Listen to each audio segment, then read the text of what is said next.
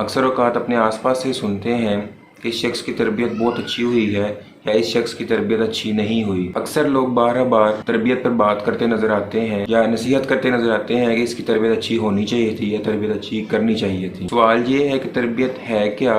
हम तरबियत किसको कहेंगे? क्या महज सिखा देना तरबियत है या दूसरी सूरत में क्या सुधारना तरबियत है? इससे पहले कि ये बात की जाए कि तरबियत करनी कैसे है, तरबियत होती किस तरह से है, किस उम्र में तरबियत शुरू होती है, सबसे पहले ये जानना ज़रूरी है कि तरबियत कहते किसको हैं, हम किस चीज़ को तरबियत कहेंगे और किस चीज़ को तरबियत नहीं कहेंगे। आम तौर पर अंग्रेज़ी में एक लफ्ज़ एजुकेशन इस्तेमाल किया जाता है, लेकिन उर्दू में तालीम और तरबियत दो अलग अलग अल्फाज इस्तेमाल किए जाते हैं, होते ये इकट्ठे ही हैं। आप इस लफ्ज़ को अमूमन तालीम और तरबियत इकट्ठा पढ़ रहे होते हैं। बुनियादी तौर पर तरबियत का ताल्लुक रवैये सिखाने से है, बिहेवियर सिखाने से है, और ये वो बिहेवियर होता है जो किसी के अंदर मुस्तकिल तौर पर जज्ब हो जाता है, उसकी पर्सनैलिटी का मुस्तकिल हिस्सा बन जाता है। तरबियत जो है वो रवैयों में आने वाली मुस्बत और मुस्तकिल तब्दीली है, जिसके बाद वो आपकी पर्सनैलिटी का आपका एक हिस्सा बन जाती है और ताउम्र आपके साथ वो चलती है। तरबियत सही और गलत में फैसला सिखाने का नाम है। सही और गलत का बताना ट्रेनिंग हो सकती है, शायद एजुकेशन भी हो सकती है, लेकिन हम इसको तरबियत नहीं बोल सकते।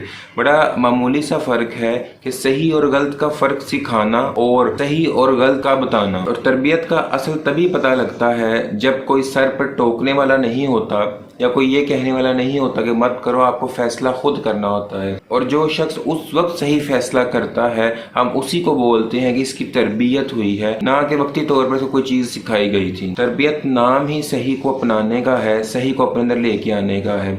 और सही क्या है, इस पर हमें ज़्यादा सोचने की ज़रूरत नहीं है और ना ही इस पर हमें ज़्यादा दिमाग लगाने की ज़रूरत है, क्योंकि हम पर अल्लाह का करम है कि हम एक मुसलमान हैं, मुसलमान घराने में पैदा हुए। तो सही वो सब कुछ है जो हमें कुरान और सुन्नत से मिलता है। ये जो वेस्ट है हमें मुख्तलिफ तरह के अल्फाज देता है, एथिक्स, करैक्टर, मोरल, ये तमाम चीज़ें जो हैं हमें इनमें किसी चीज़ को भी अडॉप्ट करने की ज़रूरत नहीं है, क्योंकि हमारे पास एक ऐसा मुकम्मल ज़ाब्ता हयात है जो इन तमाम तर अल्फाज से ऊपर है और इन तमाम तर अल्फाज को अपने अंदर शामिल किए हुए है। लिहाजा हमें इन अल्फाज को पढ़ने और सीखने की ज़रूरत नहीं है, क्योंकि बहुत पहले से ही हमारे पास इन तमाम अल्फाज का मजमुआ मौजूद है। हमें ज़रूरत है तो इन पर अमल करने की ज़रूरत है। झूठ ना बोलना तरबियत है, हमेशा सच कहना, हमेशा ईमानदारी से काम लेना, गलत को गलत कहना, सही को सही कहना, ये तरबियत है। स्वयं अल्लाह के सामने किसी के आगे ना झुकना, ये तरबियत है। अब आप सोचेंगे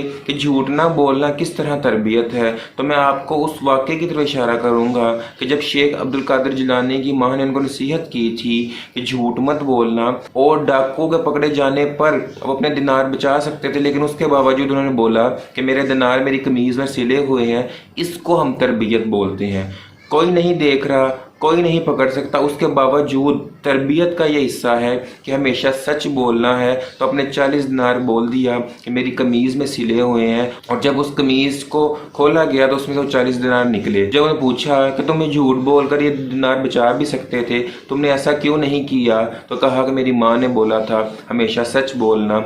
तो ये है असल तरबियत, कहती है कि हमेशा सही का साथ दो, हमेशा जो सही रास्ता है वो इख्तियार करो। और ऐसे ही शख्स को हम गुड करैक्टर का नाम देते हैं, उसको बेहतरीन तरबियत के नाम से याद करते हैं, या आसपास हम अच्छी तरबियत कहकर पुकार रहे होते हैं। और असल में यही तरबियत है। कैसे? वो शख्स जिसकी हमने तरबियत की, वो बच्चा जिसकी आप तरबियत कर रहे हैं, अगर वो आपकी गैर मौजूदगी में भी हमेशा सच बोलता है, बड़ों की इज्जत करता है, कोई बुजुर्ग आता है तो उसका एहतरामन उसके लिए खड़ा हो जाता है, चाहे आप देख रहे हो या ना देख रहे हो, या आप टोकें या ना टोकें। इसी तरह अगर आपने उसकी तरबियत में बात शामिल कर दी है कि आप जहाँ भी चले जाओ अल्लाह आपको देख रहा है, तो वो उसके बिहेवियर का परमानेंट पार्ट बन जाती है। तो जहाँ कहीं भी होगा वो इस चीज़ को याद रखेगा कि अल्लाह हर जगह मौजूद है और वो अपना काम ईमानदारी से करेगा, चाहे वो ट्रैफिक के कवानीन हों, या चाहे वो किसी जॉब पर हो, चाहे वो किसी ऐसे عہدے پر ہو جہاں وہ رشوت بھی لے سکتا ہے، بےایمانی بھی کر سکتا ہے، لیکن اگر تو اس کی تربیت واقع میں ہی کی گئی ہے تو وہاں پر وہ ان تمام چیزوں سے دور رہے گا، اس کا ایمان مضبوط رہے گا۔ اس کے بیک اینڈ پہ کیا ہے؟ اس کی تربیت ہے۔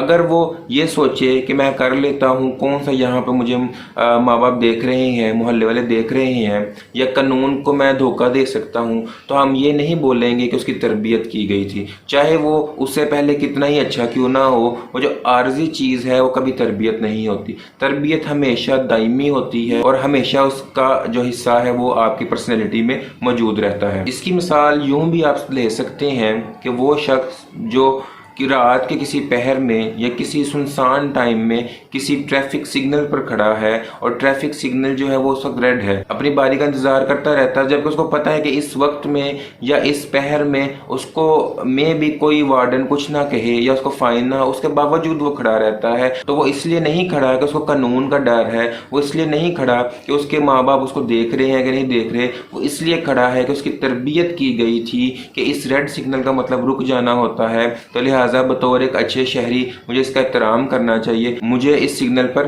رکنا چاہیے۔ تو یہ اس کی تربیت ہے۔ جبکہ میں بھی کوئی دوسرا فرد اس کے پاس آ کے کھڑا ہو اور وہاں سے گزر جائے یا کھڑے ہو کے آگے بولے کہ تم کیوں کھڑے ہو، تو لہٰذا جو دوسرا شخص آیا ہے اس کی تربیت میں فرق ہے، اس کی تربیت نہیں کی گئی۔ وہ وقتی طور پر، عارضی طور پر تو کچھ چیزیں سکھا دی گئی تھیں کہ سگنل پر رکتے ہیں، لیکن وہ رکا نہیں یا رکنا نہیں چاہتا، تو لہٰذا اس کی تربیت مکمل نہیں ہے۔ تو یہ جو ہم تربیت کی بات کر رہے ہیں، تو کن چیزوں کو ہم تربیت کہیں گے اور کن کو ہم تربیت نہیں کہہ سکتے، اس کا ہم کچھ دوسرا نام رکھ سکتے ہیں۔ اس کو ٹریننگ کہہ سکتے ہیں، اسے میں بھی ایجوکیشن کہہ سکتے ہیں۔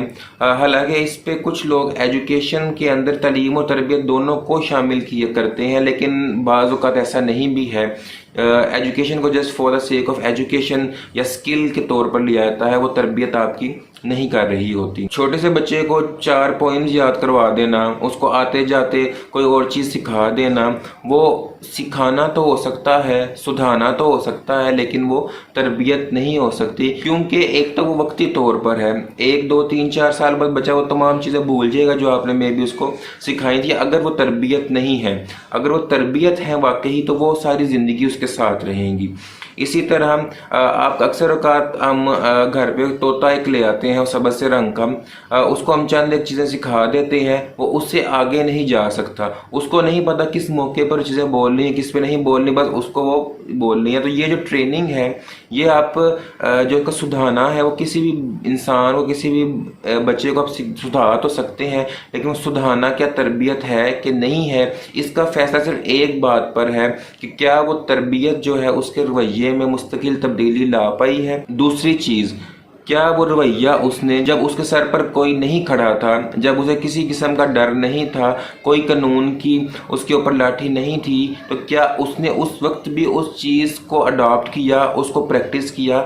اگر تو ایسا ہے تو آپ نے واقعی طور پر اس کی تربیت کر دی ہے یا اس کو تربیت یافتہ کر دیا ہے۔ لیکن اگر ایسا نہیں ہے کہ آپ ذرا سا ادھر ادھر ہوئے اور وہ دوبارہ واپس اپنی روٹین پر آ جاتا ہے، یا اس کو جب لگتا ہے کہ اس کے اوپر کوئی سپرویژن نہیں ہے، یا دوبارہ سے غلط کرنے لگ جاتا ہے، تو پھر تربیت نہیں ہوئی، ابھی تربیت کا آنا باقی ہے۔ چھوٹے بچوں کو کلمہ سکھا دینا وہ صرف لرننگ کا پارٹ ہے، وہ صرف سکھانے کا پارٹ ہے۔